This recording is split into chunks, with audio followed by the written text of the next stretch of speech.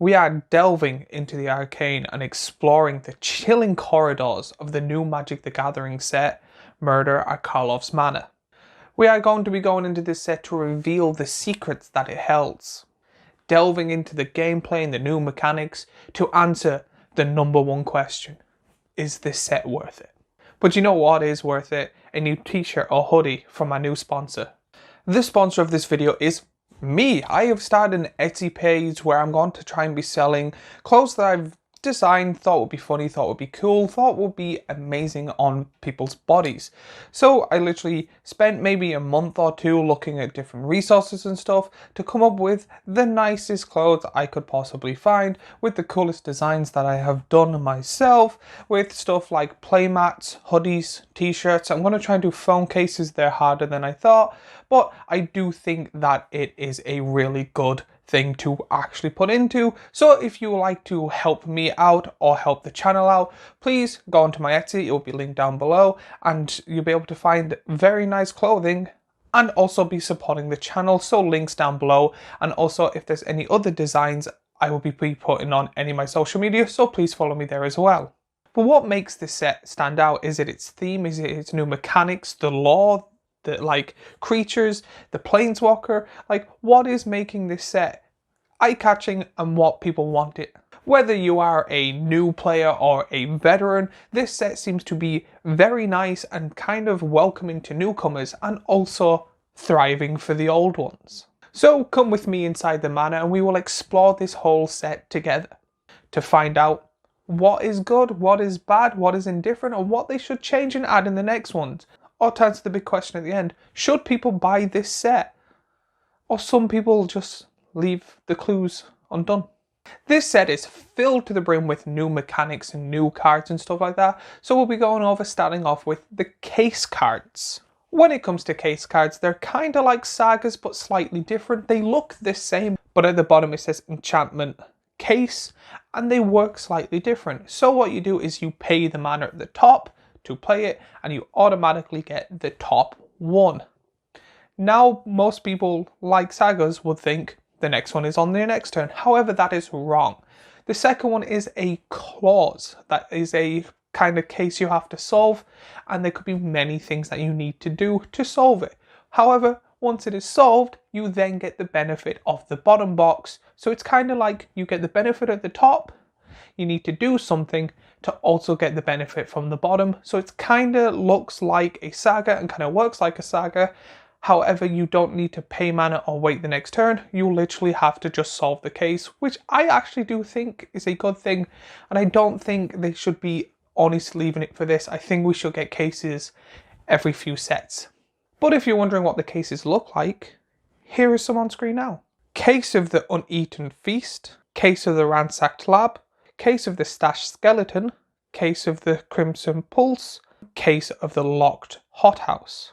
But if you're not a detective like me and you don't really know how to solve cases, maybe you might need to find information in other ways. Maybe trying to blend in with your environment. Maybe disguise yourself with a new keyword: disguise. Disguise. You may cast this card face down for 3 mana as a 2/2 creature with Ward 2.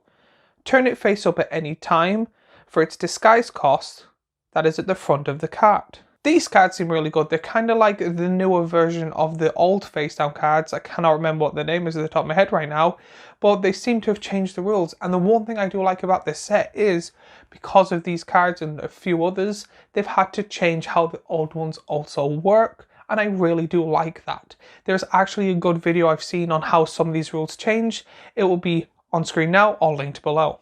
But when it comes to these disguise cards, you get really good ones like Aurelia's Vindicator, Converted Falcon, Unwielding Gatekeeper, Fugitive Codebreaker, Pyromantic Performer. But while you're in your disguise snooping around trying to find clues to all the cases and who done all of the crimes, you may be thinking, I need more stuff, I need more proof, I need more evidence, with a new keyword: collect evidence. Collect evidence X, exile cards with total mana value X or greater from your graveyard. So this is a really cool thing that you literally just exile cards from the top of your library to pay the cost of the card. Now the cost may vary on the card depending on which one you're playing, but you do get really cool cards like Analyze the Pollen, Axebane Fairfox, Conspiracies Unrevealed, Crypix, Deadly Cover-Up, Izoni Center of the Web, Kylox Volt Strider, Lamplight Phoenix, and 10th District Hero. But if you think that is all they have added in, you are wrong. They have added in split cards again, which is a normal card kind of turned on its side and it has two different spells. However, these have also changed. Instead of now just like a blue and a red, they're doing it 3 colors, kind of with hybrid mana, and it's 2 dual ones. So you get really cool cards such like Push, Pull, Hostile, Bustle, Cease, Desist, Fuss, Brother, Flotsam, Jetsam.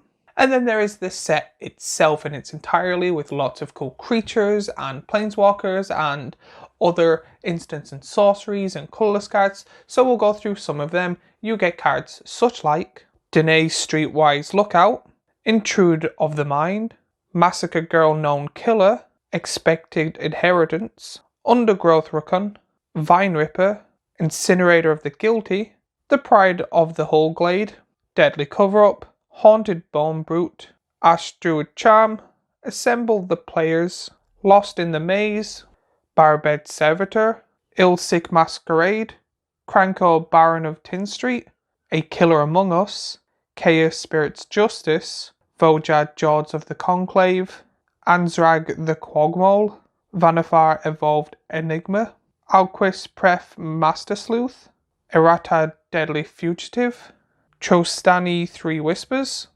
Rakdos Patron of Chaos, Niv-Mizzet Guild Pact, Yaros Road of the Old Gods, Leyline of the Guild Pack, Lazav Wearer of Faces, Tasov Oplurand to Galarch, Izoni Center of the Web, Kylox Visionary Inventor, Tolsmere Midnight Light, Kellen Inquisitive Prodigy, Judith Carnage Considerer, Aurelia the Lore Above, and Assassin's Trophy. And if you think we are done, there is only a little bit left. There is one big key thing that I do want to note with this is the lands. They are introducing a dual land with, instead of Scry, they have Surveil. And to be honest, when I first seen this, I was like, oh yeah, no, that's cool. This is just the Surveil version of the Scry lands. That's completely fine.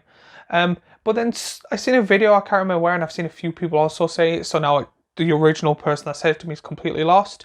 If I do find it, I will show links here and stuff. But the big main key point was it has its land types. So now pretty much you can search for these easier, because the other ones were just land, but now it's land and then it has the 2 land types. So if you need to search for a forest, a mountain, or plains, you can now search for these. So they've made the Scry lands pretty much obsolete. But you get great lands such as Meticlueless Archive, Undercity Sewers, Rokius Theatre, Commercial District, Lush Portico, Shardery Backstreet, Thundering Falls, Underground Mortuary, Elegant Parlour, and Hedgemates. So now we're going to be answering, after going through everything, is this set worth it?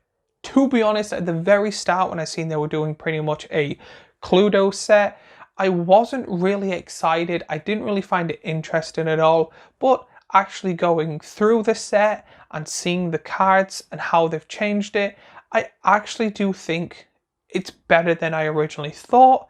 Again, it does have its flaws, but again, there's no such thing as the perfect set.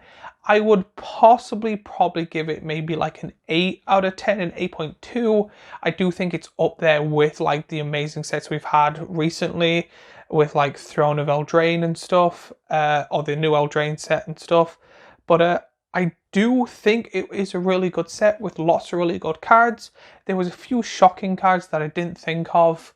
And to be honest, I really like how there seems to be kind of new ways to play Commander. It seems a lot of the creatures in this deck that are legendary are focused on how can we make new, unique decks instead of the same like Stacks deck and Mill deck, and they're doing it the same but different, and that's what I like. And there is a lot of cards in the set that I do really like too. They're doing dual lands that are actually getting better and actually really good. It seems like they're trying to up the game a little bit, and this set is really worth it in my opinion.